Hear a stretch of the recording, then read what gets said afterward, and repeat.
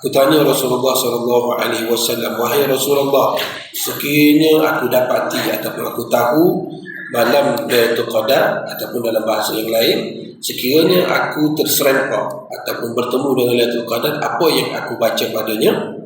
Qala quli, maka jawab Rasulullah SAW, bacalah Allahumma innaka afuwun tuhibbul afwa fa'fu anni. Allahumma innaka afuwun tuhibbul afwa fa'fu anni. Ya Allah, sesungguhnya Engkau lah Tuhan yang Maha Pemaaf dan Engkau sukakan kemaafan, maka maafkanlah aku.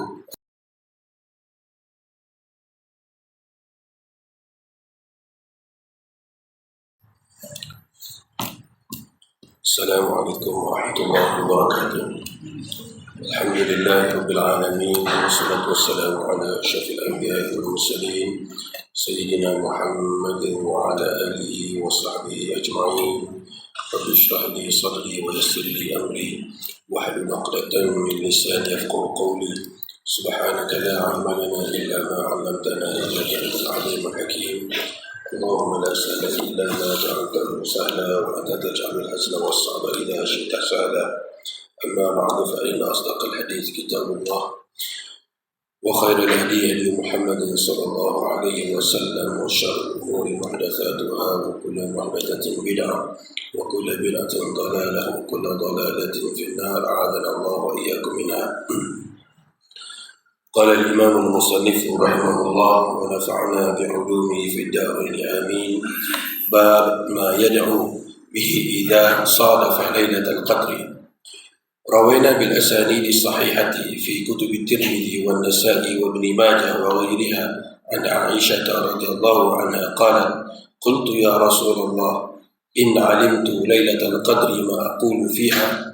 قال: قولي اللهم إنك عفو تحب العفو فاعف عني. قال الترمذي: حديث حسن صحيح. قال أصحابنا رحمهم الله: يستحب أن يكثر فيها من هذا الدعاء، ويستحب قراءة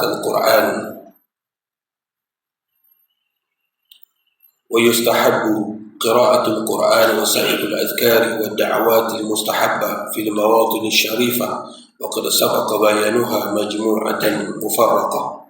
قال الشافعي رحمه الله: أستحب أن يكون اجتهاده في يومها كاجتهاده في ليلتها، هذا نص. ويستحب أن يكثر فيها من الدعوات بمهمات المسلمين، فهذا شعائر الصالحين وعباد الله العارفين وبالله التوفيق. باب الأذكار في الاعتكاف. يستحب أن يكثر فيه من تلاوة القرآن وغيره من الأذكار. InsyaAllah malam ni kita sambung kembali bacaan kitab Al-Adhkar Al-Muntakhabah min kalami Sayyidil Abrar sallallahu alaihi wasallam yang ditulis oleh Imam Nawawi radhiyallahu anhu. Kita berhenti sebelum ni masih lagi dalam perbincangan tentang puasa, doa berbuka puasa, doa yang kita ucapkan kepada orang yang menjemput kita untuk berbuka puasa. Malam ni kita sambung kembali bab ma yad'u bihi idza sadafa lailatul qadri. Bab apa yang dibaca ataupun yang didoakan oleh seseorang apabila dia berkebetulan dengan Lailatul Qadar. Kebetulan dia bertemu dengan Lailatul Qadar. Malam tu dia tak tahu, tapi tiba-tiba dia dapat rasakan dan boleh jadi dia melihat tanda-tanda yang ada, itu adalah malam Lailatul Qadar. Maka apa yang perlu dia buat? Dia kata rawaina bil asanid sahihati fi kutub at-Tirmidzi wan Nasa'i wa Ibn Majah wa ghairiha an Aisyah radhiyallahu anha qalat. Kami riwayatkan dengan sanad yang sahih dalam kitab Tirmidzi, Nasa'i, Ibn Majah dan selainnya daripada Aisyah radhiyallahu anha. Beliau berkata, qultu ya Rasulullah in alimtu lailatul qadri ma aqulu fiha. Aku tanya Rasulullah SAW, wahai Rasulullah, sekiranya aku dapati ataupun aku tahu malam Lailatul Qadar, ataupun dalam bahasa yang lain, sekiranya aku terserempak ataupun bertemu dengan Lailatul Qadar, apa yang aku baca padanya? Qala quli, Maka jawab Rasulullah sallallahu alaihi wasallam, bacalah Allahumma innaka afuwun tuhibbul afwa fa'fu anni. Allahumma innaka afuwun tuhibbul afwa fa'fu anni. Ya Allah, sesungguhnya Engkaulah Tuhan yang Maha Pemaaf dan Engkau sukakan kemaafan, maka maafkanlah aku atau berampunkanlah segala dosaku. Qala Tirmidzi haditsun hasanun sahih. Imam Tirmidzi sebut, dia kata ini adalah hadis yang hasan sahih. Doa ni doa yang memang kita akan dengar imam kita baca bila masuk Ramadan saja. Allahumma innaka afuwun tuhibbul afwa fa'fu anni. Allahumma innaka afuwun tuhibbul afwa fa'fu anni. Cuma dalam sebagai kitab fiqh dia tambah sikit, Allahumma innaka afuwun karimun tuhibbul afwa fa'fu anni. Dan dalam banyak hadis Nabi SAW perkataan kalim itu tidak ada. Tapi jika dibaca, adakah menjadi kesalahan? Jawabnya tidak. Baik. Allahumma innaka afuwun karimun tuhibbul afwa fa'fu anni. Ini doa yang paling terkenal, yang dipanggil juga sebagai doa Lailatul Qadar. Doa Lailatul Qadar. Dan cerita tentang doa-doa yang sepatutnya kita baca pada malam Lailatul Qadar ataupun secara umumnya malam puasa ni, kita pernah sebut dulu beberapa kali dalam hadis Salman al-Farisi radhiyallahu anhu. Dalam hadis Salman itu, Salman kata fastaghfiru fihi min arba'i khisalin khaslatayn turdina bihima rabbakum fa syahadatu an la ilaha illallah wa tastaghfiruna. Di bulan Ramadan ni kamu fastaghfiru fihi min arba'i khisal, perbanyakkan sebut 4 perkara. Khaslatayn turdina bihima rabbakum, 2 benda yang Tuhan kamu suka pada kamu. Fasyahadatu an la ilaha illallah wa tastaghfiruna, memperbanyakkan bersyahadat yang kita sebut la ilaha illallah tu. Kita sebut la ilaha illallah ke, kita sebut asyhadu an la ilaha illallah ke, atau pulang kan. Yang penting syahadat tu maksudnya kita baca la ilaha illallah wa tastaghfiruna, dan memperbanyakkan beristighfar. 2 benda ni Nabi SAW pesan pada kita supaya perbanyakkan baca dalam bulan Ramadan.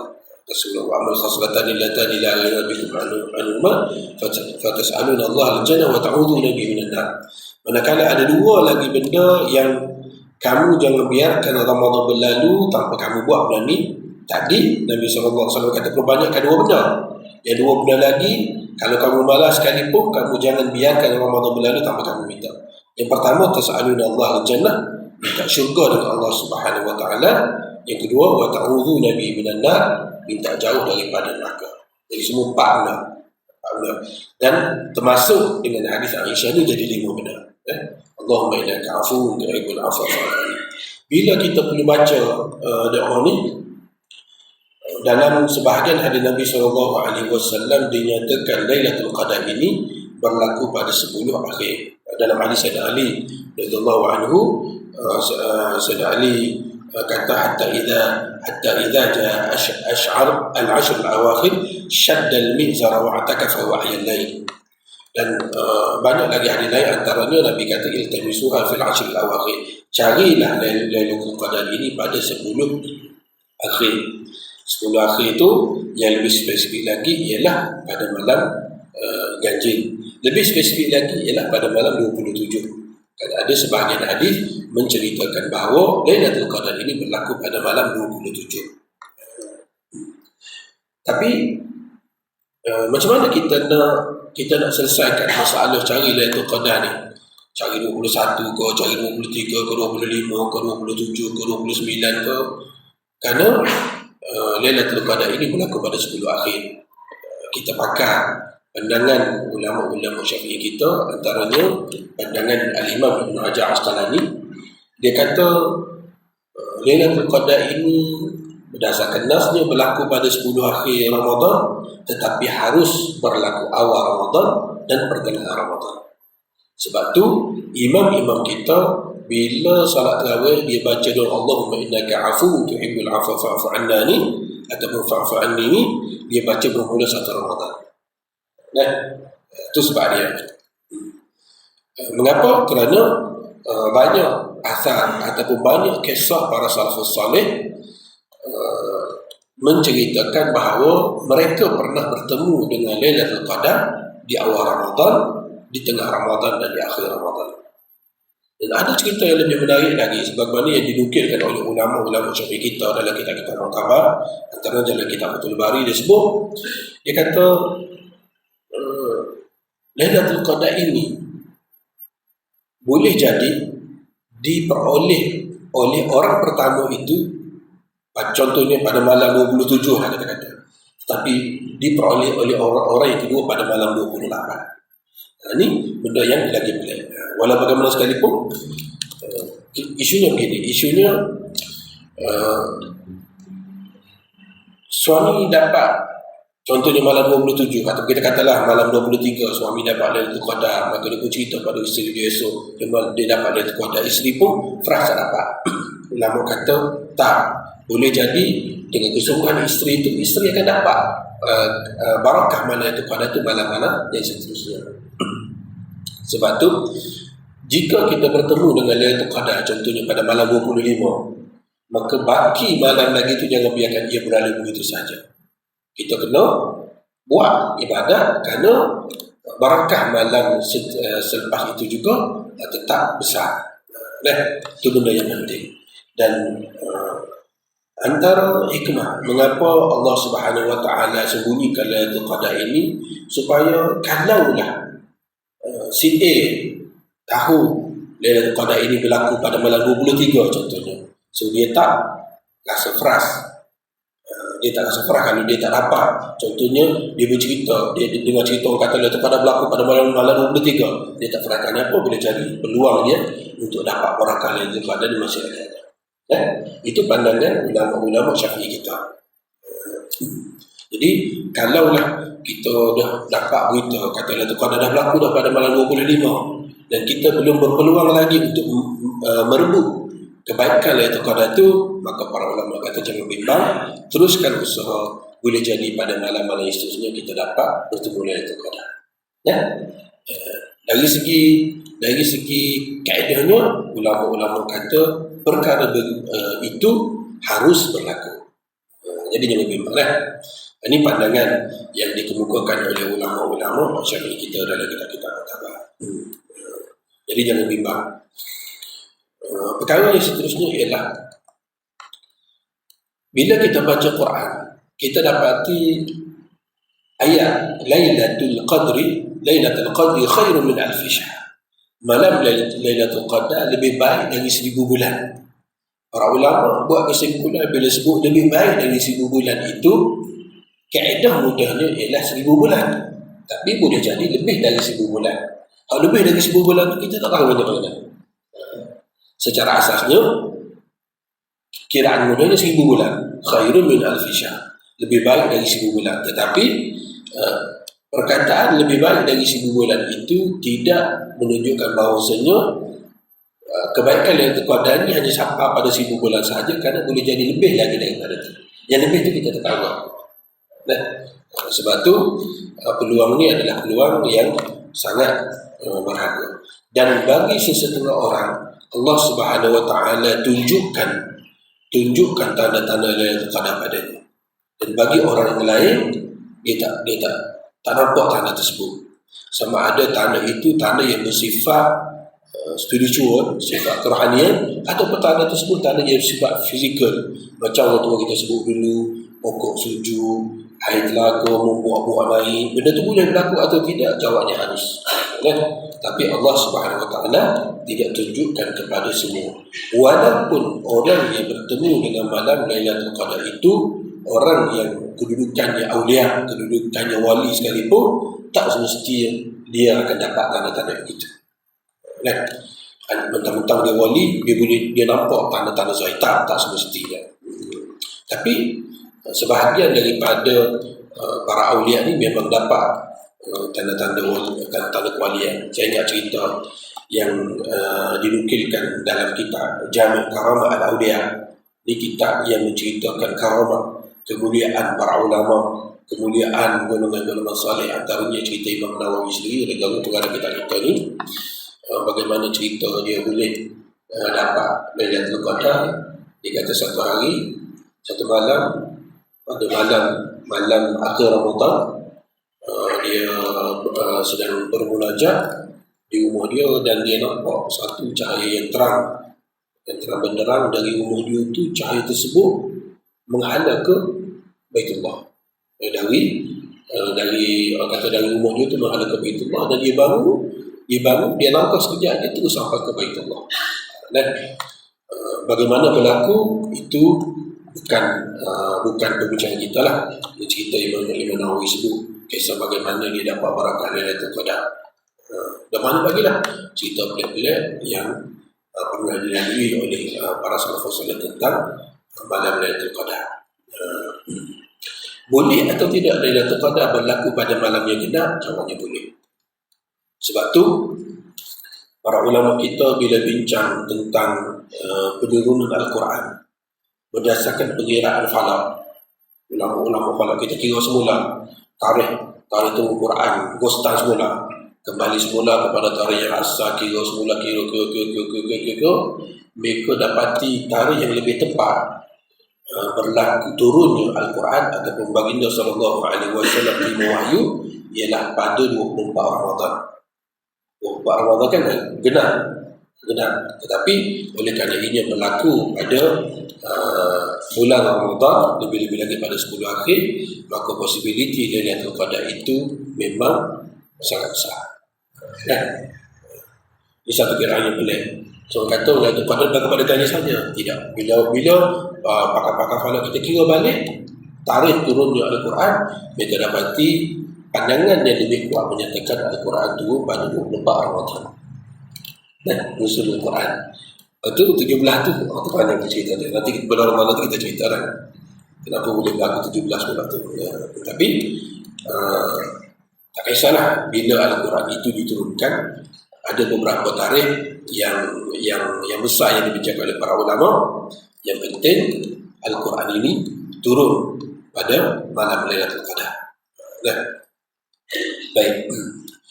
Jadi doa yang dibaca oleh Aisyah radhiyallahu anha, bin Nabi sallallahu alaihi wasallam ajak Aisyah baca Allahumma innaka 'afuwwun tuhibbul 'afwa fa'fu anni. Ini kalau seorang kalau ramai kita baca Allahumma innaka 'afuwwun tuhibbul 'afwa fa'fu anna. Ini doa yang kita jangan tinggal bermula satu Ramadan. Baik. Kemudian dia kata qala ashabuna rahimahumullah, ulama-ulama Syafi'i kita berkata rahimahumullah, yustahabbu an yukthira fiha min hadha ad-du'a. Mustahab, sunnah dia memperbanyakkan doa ini. Wa yustahabbu qira'atul Quran wa sairul adhkari wa da'wat al-mustahabba fil mawatini asy-syarifah. Kemudian juga mustahab, sunnah dia membaca Al-Quran dan keseluruhan zikir serta doa yang sunat dibaca fil mawatini asy-syarifah, di tempat-tempat yang mulia. Tempat-tempat yang mulia ni seperti masjid lah, tempat-tempat yang mulia.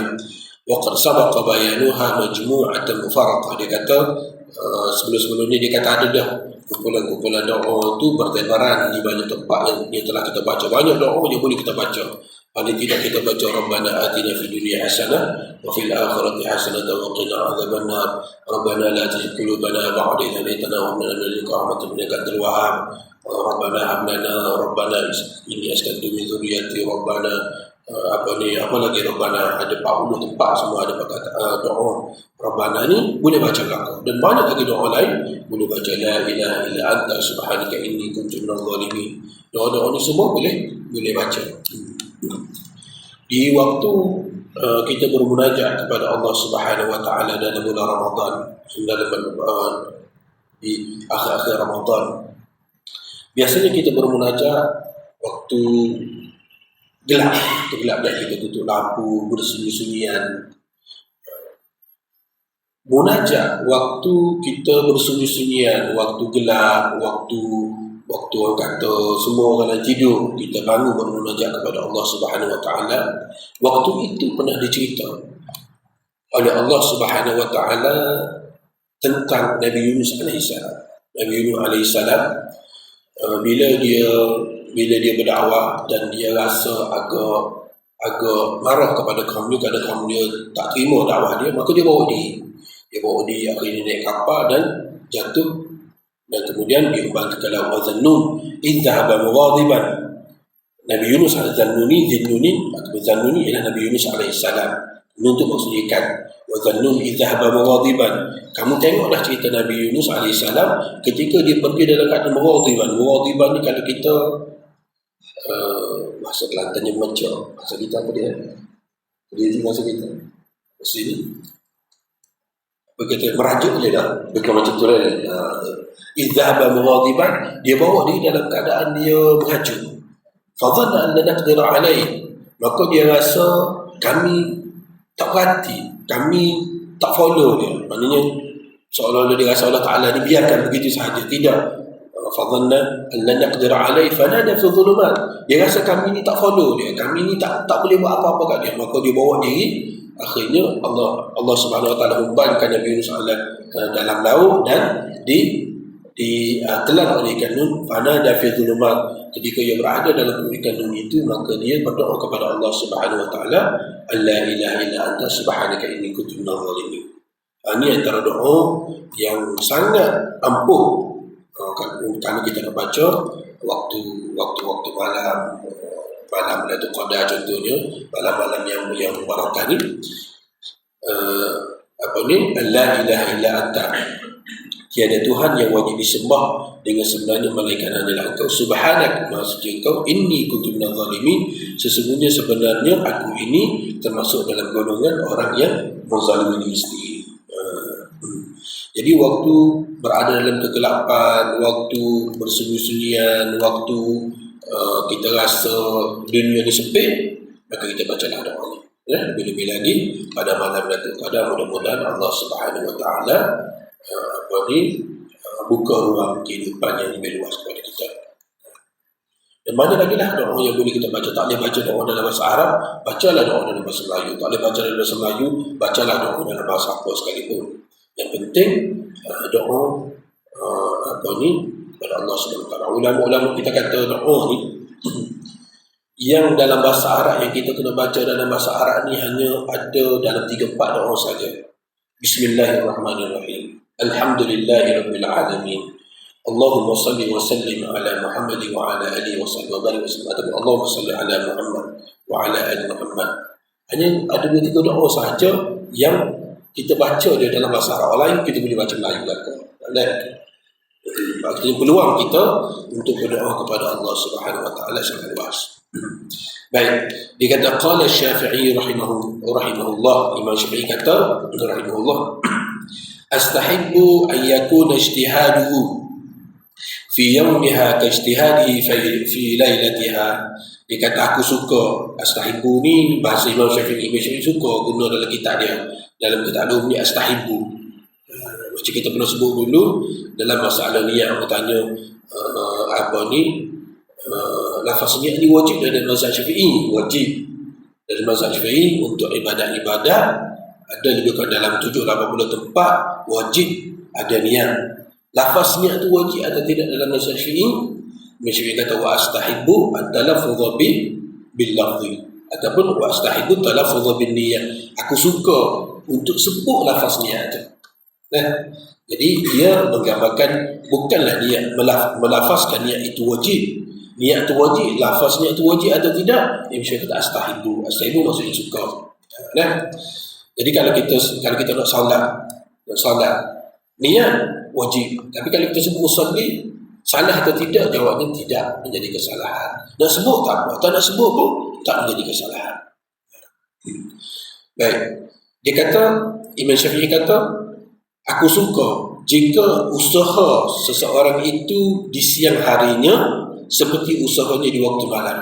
Maksudnya kalau dia tahu malam itu adalah malam Lailatul Qadar, dia dapat tanda malam itu Lailatul Qadar, maka usahanya beribadat, baca Quran, berzikir di siang harinya sebagaimana usahanya di waktu malam. Selalunya kita pulung di waktu malam. Mana-mana saja ibadat kita pulung di waktu malam. Kita lupa di siang hari. Walhal barakah Lailatul Qadar ini berlaku di siang dan malam.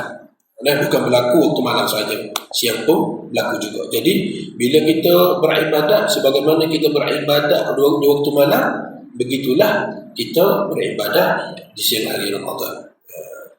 Sebab tu bila kita baca dalam ayat tentang puasa kan, ayat yang sebelum ayat akhir, wala taqulu amwalakum bainakum,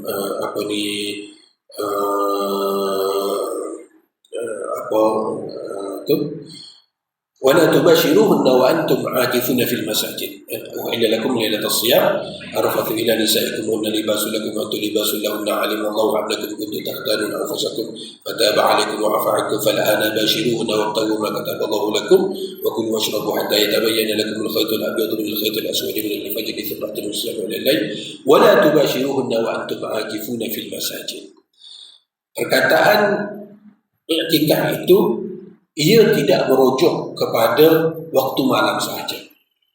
Ia juga melibatkan siang hari. Nanti kita sebut sikit tentang perkataan tersebut bila sampai tajuknya dah.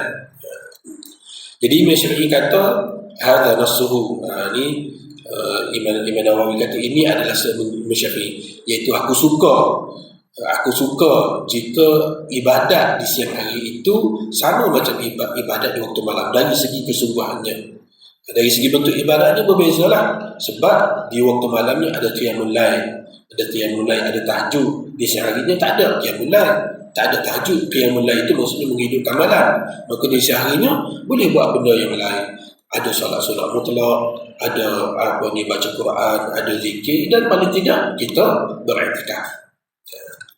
Wa yustahabbu an yukthira fiha min ad-da'awat bi muhimmatil muslimin. Dia kata sunnah juga dia memperbanyakkan doa-doa yang muhimmat. Muhimmat ni maksud dia ialah benda yang memang perlu, orang Islam perlu. Fahadha min sya'air as-salihin wa ibadillahil 'arifin. Dia kata ini adalah di antara syiar golongan-golongan salih dan hamba-hambanya yang hamba-hamba Allah SWT yang 'arifin. Maksudnya ialah setiap kali kita berdoa kepada Allah Subhanahu Wa Taala, kita ikut resam yang pernah dibuat, contohnya oleh Abu Hurairah radhiyallahu anhu ataupun oleh Abu Musa al-Asy'ari radhiyallahu anhu. Mereka ni kalau berdoa, bukan mereka berdoa untuk mereka sahaja, bahkan mereka berdoa untuk rakan-rakan mereka, kawan-kawan mereka. Sebab ada riwayat yang menyatakan bahawa Abu Hurairah radhiyallahu anhu ni setiap kali dia sujud dalam solat sunat, dia akan doakan seorang-seorang sahabat dia ni sampai 70 orang sahabat. Tuan bayangkan, solat sunat 2 rakaat ada 4 kali sujud. Satu sujud dia doakan untuk 70 orang. Artinya 280 orang disebut dalam solat sunat 2 rakaat. Wallahu a'lam. Ada cerita tentang Abu Hurairah yang melakukan perbuatan demikian. Tapi dia nak cerita bahawa setiap kali kita berdoa ni sebut bukan setakat doa kepada kita tetapi doa juga kepada orang mukmin yang lain. Kepentingan orang mukmin ni tidak hanya kepada urusan akhirat, tidak hanya kepada minta supaya Allah Subhanahu Wa Taala ampunkan dosa mereka, masukkan mereka ke dalam syurga, hindarkan mereka daripada neraka. Bukan itu saja, minta juga kebaikan dunia. Sebab tu doa yang besar yang selalu kita baca, doa tu meliputi kebaikan dunia akhirat. Allahumma inna nas'aluka ridhaka wal jannah wa na'udzubika min sakhatika wan nar. Satu. Yang kedua, Rabbana atina fid dunya hasanah wa fil akhirati hasanah wa qina adzabannar. Dua doa ni doa yang mewakili kepentingan orang mukmin di dunia dan di akhirat. Kita juga termasuklah doa-doa dalam keadaan sekarang ini, kita memperbanyakkan berdoa agar Allah Subhanahu Wa Taala bantu saudara-saudara kita di Palestin. Itu termasuklah doa. Baik. Jadi doa ni doa yang dipanggil doa Lailatul Qadar yang boleh kita baca dalam dalam doa kita setiap kali Ramadan, dan dia tidak semestinya dibaca pada waktu malam atau dibaca dalam solat-solat tarawih sahaja. Boleh dibaca dalam mana-mana solat, sama ada solat fardu ataupun solat sunat, ataupun boleh dibaca begitu sahaja. Dekat-dekat nak buka puasa, 15 minit, 10 minit nak buka puasa, berdoa kepada Allah Subhanahu wa Ta'ala. Kerana banyak waktu mustajab doa dalam bulan Ramadan ni yang boleh kita manfaatkan untuk berdoa. Baik. Kemudian dia kata bab al-azkar fil i'tikaf, bab zikir pada i'tikaf. Yustahabu an yukthira fihi min tilawatil Quran wa ghairihi min al-azkar. Dia kata dalam bab zikir i'tikaf pula, dia kata mustahab, sunnah dia memperbanyakkan baca Al-Quran dan apa sahaja bentuk zikir dan zikir-zikir selainnya. Bila kita i'tikaf, sunnah kita baca Quran dan zikir-zikir lainnya. Baik. Pertama, i'tikaf ni ia adalah sunnah. Tetapi bila kita tengok dalam Quran, i'tikaf ni dia datang dalam cerita puasa. Dalam cerita puasa. Ini satu benda yang menarik. I'tikaf ni, sebab tu perbincangan i'tikaf dalam kitab-kitab para ulama kita ni, dia datang dalam perbincangan puasa. Nah, bila kita tengok Al-Quran bercerita tentang Ramadan ini. Selain daripada Ramadan ini bulan puasa, Ramadan ini bulan Al-Quran, Ramadan ini bulan memperbanyakkan berdoa, Ramadan juga adalah bulan i'tikaf. Satu. Yang kedua, bila Allah Subhanahu wa Ta'ala sebut wala tubashiruhunna wa antum aakifuna fil masajid. Ayat ni ayat bercerita tentang hubungan suami isteri. Nah, saya tak nak mengulas panjang persoalan hubungan suami isteri tu, tapi saya nak ada perkataan wa antum aakifuna fil masajid. Jangan kamu menggauli wala tubashiruhunna, jangan kamu menggauli isteri-isteri kamu wa antum aakifuna fil masajid ketika kamu sedang beriktikaf di masjid. Dia nak beri isyarat bahawasanya hubungan suami isteri itu boleh membatalkan i'tikaf dia. Maksudnya kalau ada tu dia kena i'tikaf sekolah. Baik. Perkataan wa antum aakifuna fil masajid, ketika kamu beriktikaf di masjid. Ada orang i'tikaf ada tanpa kat surau. Ada tak? Saya tak pasang surau ni, tak ada kan? Ada tak ada kan? Macam ni. Setiap kali tuan-tuan tengok orang i'tikaf kan, nawaitul i'tikaf. Betul kan? Nawaitul i'tikaf lillahi ta'ala. Dalam mana-mana kitab dia sebut nawaitul i'tikaf, ataupun dalam kitab-kitab fiqh dia sebut bab al-i'tikaf. Tiba-tiba Al-Quran dia tak guna perkataan tu, dia guna perkataan aakifuna. Dia tak guna perkataan i'tikaf. Baik. Setiap kali kita i'tikaf, bila kita i'tikaf, contohnya kita i'tikaf, kita katalah kita i'tikaf 3 hari. 3 hari kita nak beriktikaf di masjid. Bila kita beriktikaf, kita duduk di masjid dan kita tak tinggalkan tempat i'tikaf kita tu kecuali untuk benda-benda yang wajib saja, benda-benda yang asas saja. Qada hajat, mandi, benda-benda yang asas saja. Bagi orang yang ada tanggungjawab kerja, waktu dia i'tikaf tu dia i'tikaf, kemudian waktu kerja dia bekerja. Habis waktu kerja tu dia tak melencong ke tempat lain, balik semula ke masjid untuk i'tikaf. Maka dia kira i'tikaf dia masih lagi berjalan. Tapi setiap kali kita i'tikaf, ada masa tak kita tidur? Contohnya bila kita i'tikaf kat surau ni, kan? I'tikaf kita kata 10 hari i'tikaf. Adakah 10 akhir i'tikaf itu kita isi sepenuhnya dengan solat, dengan zikir, dengan baca Quran? Ada masa tak nak tidur? Ada kan? Ada masa tak kita berborak sama-sama kita? Ada kan? Bukan kata 24 jam tu duduk dengan baca Quran, duduk dengan zikir, duduk dengan apa dia beribadat, tak ada masa dia nak berbuat. Ada masa kita berborak. Ada masa kita rehat, ada masa kita berbaring, ada masa kita berzikir sama-sama, tiba-tiba kita terlena, siap dengan dengku, siap dengan keluarnya air basi, contohnya kan. Baik. Gambaran i'tikaf begitu tu digambarkan dengan perkataan aakifuna. Gambaran tadi. kita beriktikaf ni, kita ni iktikaf, ada masa kita beribadat, ada masa kita berborak-borak, ada masa kadang-kadang tu bila kita boring, letih dah baca Quran pun, letih di miskin kita duduk sama-sama kita berborak, bergurau senda sama-sama kita, berceloteh, bercerita, benda tu berlaku. Oleh kerana benda tu berlaku, maka Allah Subhanahu Wa Taala dengan rahmat dia gambarkan umat Muhammad sallallahu alaihi wasallam yang beriktikaf di masjid ni, dia gambarkan dengan akifuna. Dia tak gambarkan dengan wal mu'takifun. Dia tak gambarkan dengan mu'takifun. Mu'takifun maksudnya orang yang beriktikaf. Akifun orang beriktikaf. Tapi beza dia, kalau mu'takifun ni, dia beriktikaf ni 24 jam. Beribadat, zikir, baca Quran. Memang tak buat kerja lain dah. Tapi akifun, ada masa kita baca Quran, ada masa kita solat, ada masa kita berzikir, ada masa kita bergurau senda sama-sama kita, ada masa kita baring tidur. Dan ia menggambarkan rahmat Allah Subhanahu Wa Taala kepada umat Muhammad sallallahu alaihi wasallam.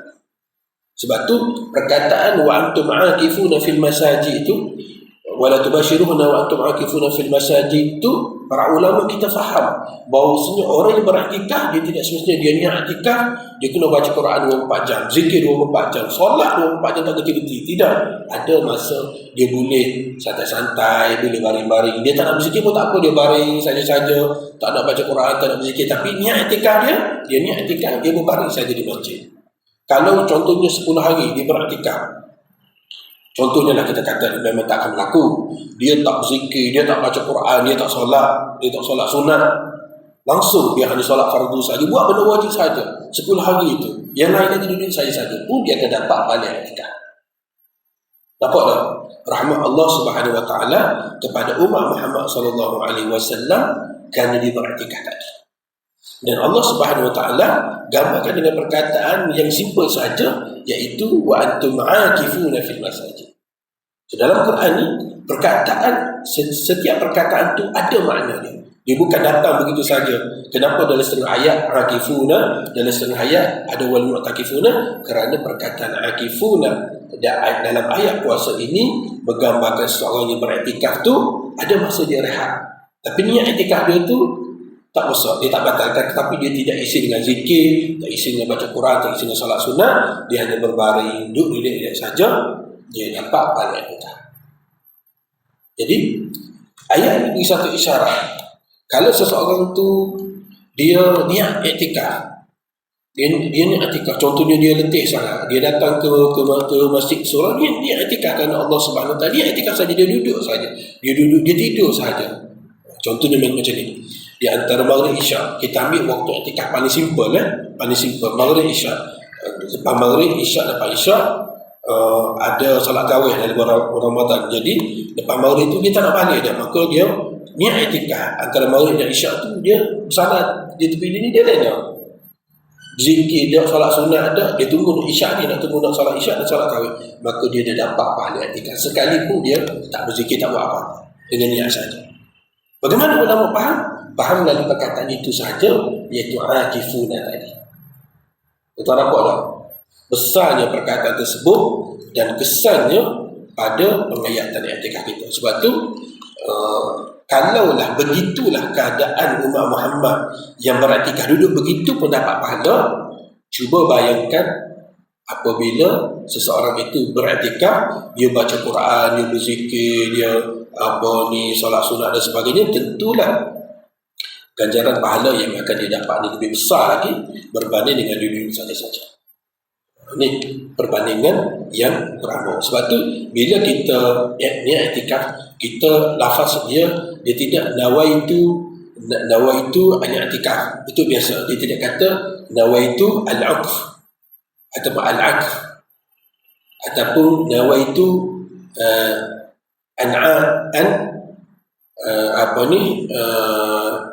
an-'akif. Dia tak kata gitu. Dia kata nawaitu al-i'tikaf ataupun nawaitu an-a'takif. Kenapa begitu?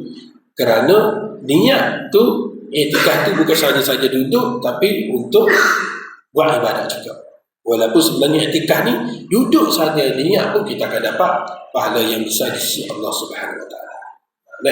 Sebab tu peluang i'tikaf ni Allah SWT gambarkan begitu. Allah Ta'ala nak cerita tu, kalau aku bagi peluang kepada kamu dalam bulan Ramadan, kamu nak dapat pahala, aku suruh kamu niat dia duduk, pun kamu tak nak rebut juga, memang itu satu kerugian yang besar. Sebab tu selepas daripada kita penat berpuasa, lepas daripada kita penat baca Quran, lepas daripada kita penat berdoa, ayat wa idza sa'alaka ibadi anni fa inni qaribun ujibu da'wata da'i idza da'an, ayat tentang doa, kemudian ayat tentang i'tikaf. Jadi setelah kamu dah penat berlaku di penghujung perjalanan kamu dalam bulan puasa ni, kamu berkata kamu dah penat saja, tak apa, duduk saja bersandar di tepi dinding, niat i'tikaf, insya-Allah kamu akan dapat pahala yang besar.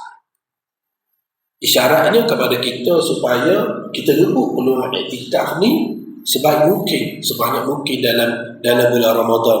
Tak perlu buat apa-apa pun. Kalau puasa kita penat, kita kena tahan lapar. Kalau baca Quran kita penat, mulut kita kena berkumar-kumir. Begitu juga berdoa.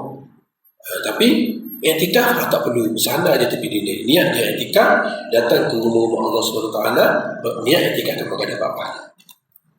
Ini satu rahmat yang besar daripada Allah Subhanahu Wa Taala di penghujung perjalanan kita untuk menyempurnakan ibadat puasa dalam bulan Ramadan. Sebab tu ayat i'tikaf tu berada di belakang. Lepas daripada kita penat dah habis segala, dah habis dah tenaga kita curahkan kepada benda-benda yang lain, maka di penghujung perjalanan tu, di penghujung itulah waktu paling besar, iaitu waktu Lailatul Qadar. Maka dalam keadaan kita penat, maka Allah Subhanahu Wa Taala offer pada kita i'tikaf, supaya dengan i'tikaf ini paling tidak kamu akan dapat barakah Lailatul Qadar. Itu sebabnya sebab tu ayat akhir tentang puasa ni sebenarnya ayat akhir pada ayat selepas daripada itu. Tapi cerita tentang amalan-amalan Ramadan ni berakhir pada i'tikaf ni sebagai satu rahmat Allah Subhanahu Wa Taala kepada umat Muhammad sallallahu alaihi wasallam. Baik, itu cerita tentang i'tikaf dan apa sahaja zikir kita boleh baca ketika kita beriktikaf. Bukan setakat tu menghadiri majlis ilmu ketika beriktikaf juga termasuk semualah, termasuk semua dalamnya. Baik, kemudian dikata kitab Azkar Al-Hajani, kita ada masa baca ni, insya-Allah kita baca dalam pertemuan kita yang akan datang. Allah. Ada soalan ke?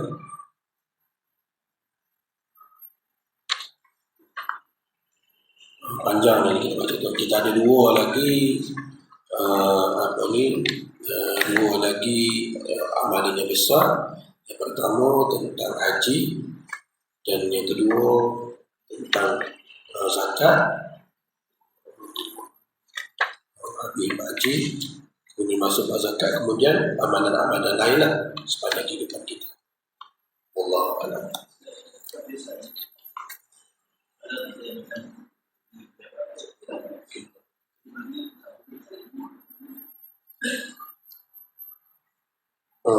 Ulama-ulama kita kata kalau kita balik ke rumah, contohnya ada keperluan pakaian kita tertinggal, boleh. Contohnya kita i'tikaf, tapi anak kita sekolah.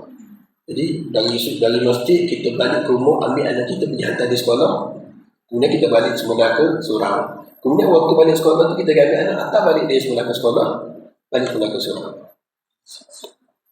Boleh masuk, tak ada masalah untuk keperluan.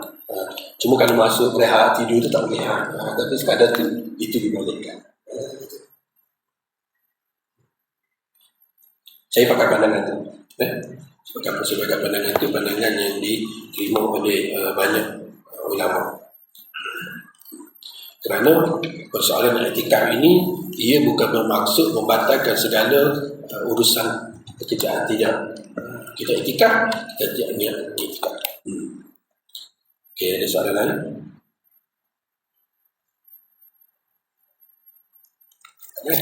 Allah a'lam. Alhamdulillah, bismillahirrahmanirrahim. Alhamdulillahirabbil alamin, wassalatu wassalamu ala asyrafil anbiya'i wal mursalin sayyidina Muhammadin wa ala alihi wa sahbihi ajma'in. Allahumma inna hadhihi al-qulub qad istama'at ala mahabbatik wal taqat ala ta'atik wa tawahadat ala da'watik وتعاهدت على نصرة شريعتك، ووفق اللهم رابطتها وأدمودها وأدي سبلها، واملأها بنورك الذي لا يخلو، واشرح صدورها بفيض الإيمان بك وجميل التوكل عليك وأحياء بمعرفتك ومتعالى الشهادة في سبيلك، إنك نعم المولى ونعم النصير. اللهم اجعل جمعنا هذا جمعا مرحوما وتفرقنا من بعد تفرقا معصوما. سبحان الله والحمد لله ولا إله إلا الله والله أكبر ولا حول ولا قوة إلا بالله العلي العظيم. عدد كل حرف كتب يكتب إلى أبد الآبدين ودار الداهرين. اللهم أرنا الحق حقا ورزقنا اتباعه، وأرنا الباطل باطلا ورزقنا اجتنابه. اللهم عليك باليهود الغاصبين، اللهم عليك باليهود الغاصبين، اللهم عليك باليهود الغاصبين والأمريكان المتجبرين والهنود الوثنيين والقوميين المتطرفين والقوميين المتطرفين والبوذيين الملحدين على نحورهم. وصلى الله على محمد وعلى آله وصحبه وسلم. الحمد لله رب العالمين. السلام عليكم.